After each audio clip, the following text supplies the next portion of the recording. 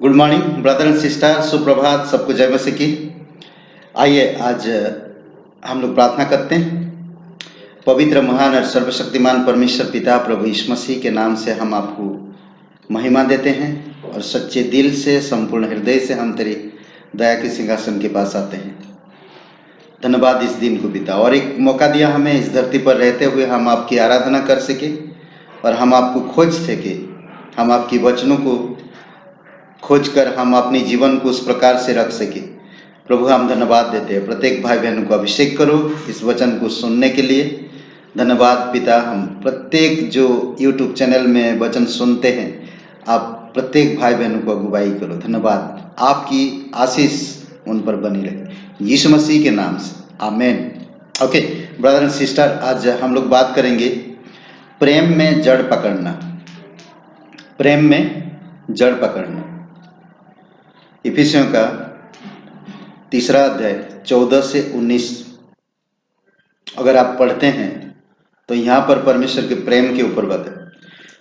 और प्रेम में जड़ पकड़ना मतलब परमेश्वर में जड़ पकड़ना। हर एक विश्वासी भाई बहनों को,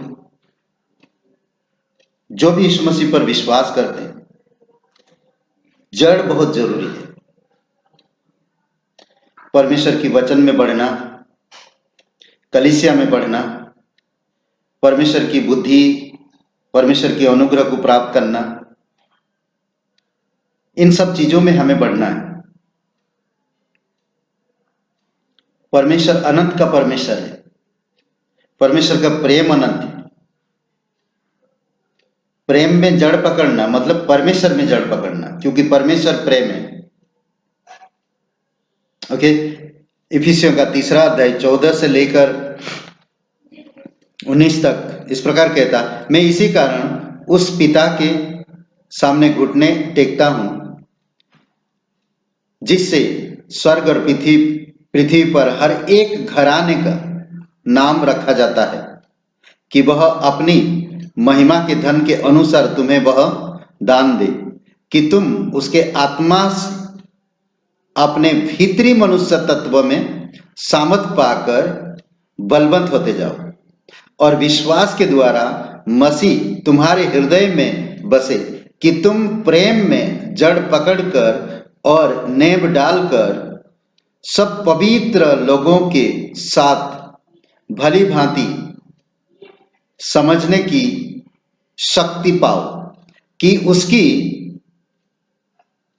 चौड़ाई और लंबाई और ऊंचाई और गहराई कितनी है, और मसीह के उस प्रेम को जान सको जो ज्ञान से परे है, कि तुम परमेश्वर की सारी भरपूरी तक परिपूर्ण हो जाओ।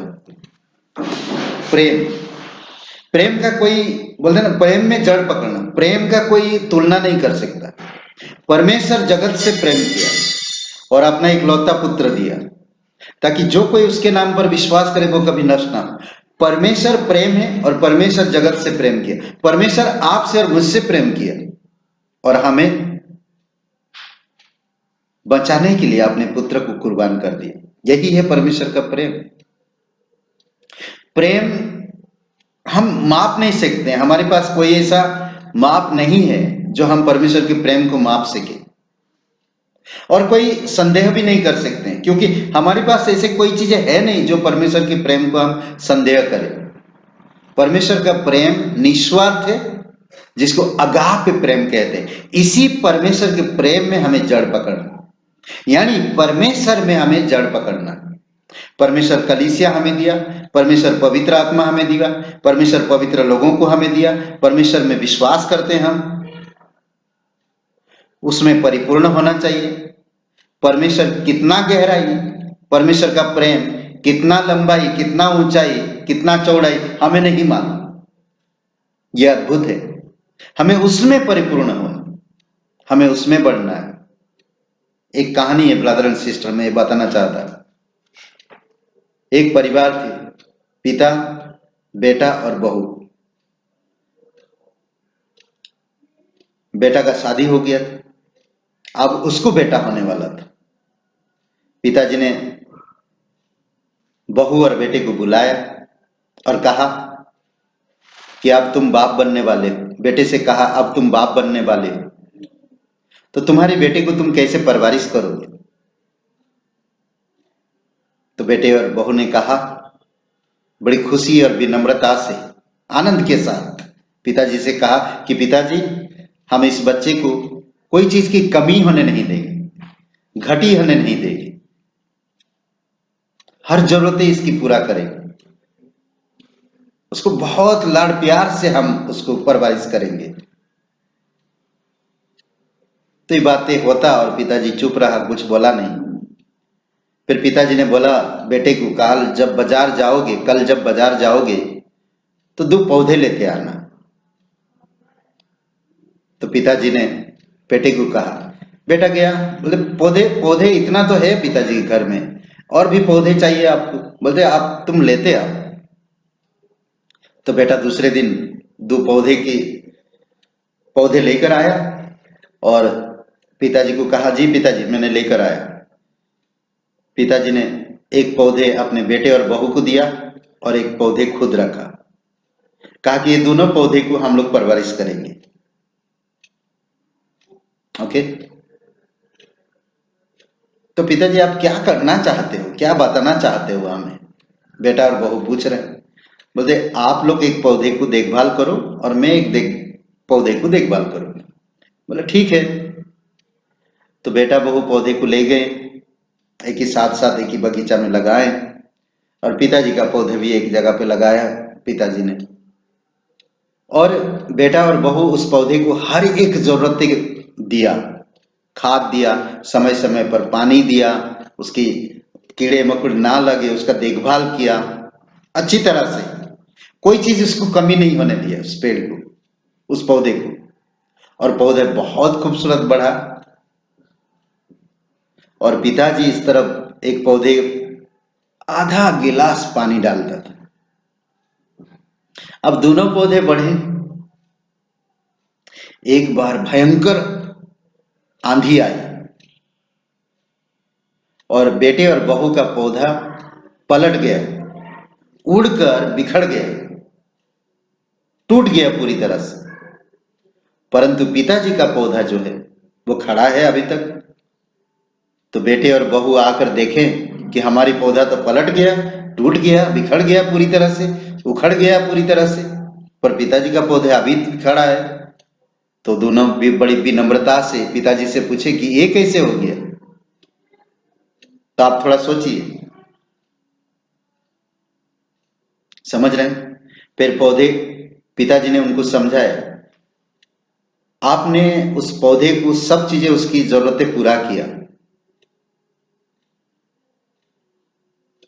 और मैं जो पौधे को पानी सिर्फ आधा गिलास दिया, जरूरतों से कम दिया, उसने स्वयं अपनी जड़ों को फैलाकर खुद पानी ढूंढा और जिंदा रहने के लिए कोशिश किया। मैं सिर्फ उसको आधा गिलास पानी दिया, इसीलिए उसकी जड़ें खुद गहराइयों में जाकर पानी तक पहुंचा और खुद अपने आप में बढ़ने का शक्ति रखा, बहुत गहराई तक गया। पर तुम लोग जो पौधे को तैयार किए, सब चीजें उसको दिया, उसकी जड़ें ऊपर ऊपर रहा, वो फैला नहीं, वो अपने में कुछ नहीं किया, उसको सब चीजें मिल रहा था। तो इसी कारण से वो गिर गया और टूट गया, उखड़ गया। आज अगर आप एक मसीह हो, परमेश्वर पे भरोसा रखते हो, विश्वास करते हो, तो प्रेम में, प्रभु में जड़ पकड़ो, विश्वास में, प्रेम में, नम्रता में, धीरज में, संयम में, भलाई में जड़ पकड़ो। इसमें कहता नहीं 18 वचन, सब पवित्र लोगों के साथ भली भांति समझने की शक्ति पाओ कि उसकी चौड़ाई और लंबाई और ऊंचाई और गहराई कितनी है।